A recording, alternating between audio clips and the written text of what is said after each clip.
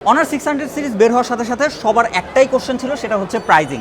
আজকে কিন্তু Dhaka Radisson ব্লুতে honour 600 সিরিজের সকল মডেল লঞ্চ হচ্ছে অফিসিয়ালি অ্যান্ড বের হচ্ছে তার প্রাইস। সো ডেফিনেটলি যদি প্রাইস জানতে চান ভিডিওর শেষ পর্যন্ত সাথেই থাকুন।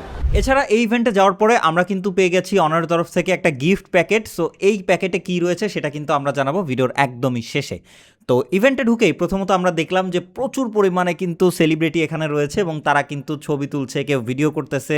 তাছাড়া অনার কিন্তু কিছু কিছু জায়গায় সুন্দর সুন্দর অ্যাক্টিভিটিস রেখেছে যেগুলো কিন্তু মানুষ করছে এবং সেটা তারা ছবি তুলছে, ভিডিও করতেছে এবং অনেক এনজয় করতেছে। তো মোটামুটি আমরা সব কিছু ঘুরে ফিরে দেখার পরে চলে গেলাম হচ্ছে মেন অডিটোরিয়ামে, যেখানে হচ্ছে ইভেন্ট বা লঞ্চিং। তো সেখানে গিয়েও আমরা কিছু দারুণ দারুণ প্রোগ্রাম দেখলাম যেগুলো অনার নিজেরাই অর্গানাইজ করেছিল। ফাইনালি উন্মোচন হলো অনার 600 সিরিজ লাইন আপ এবং তাদের প্রাইজ।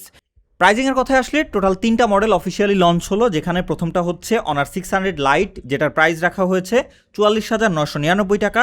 অনার 600 যার প্রাইস রাখা হয়েছে বেস ভেরিয়েন্ট 64,999 টাকা এবং 600 প্রো যার প্রাইস রাখা হয়েছে 99,999 টাকা। মানে এটা কিন্তু 1 লাখ না, 99,999 টাকা। তো যাই হোক, প্রাইস দেখার পরে বুকে হাত দিয়ে চলে আসলাম খাবারের দিকে। এরপরে খাবার দাবার খেয়ে ফাইনালি বের হওয়ার সময় অনারের তরফ থেকে পেয়ে গেলাম একটা গিফট প্যাকেজ।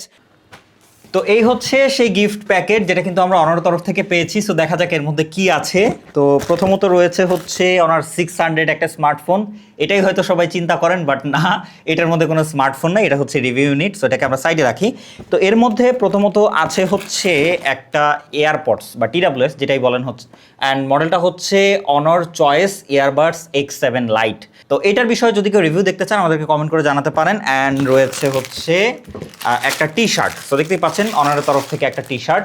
তো এই হচ্ছে দুইটা গিফট।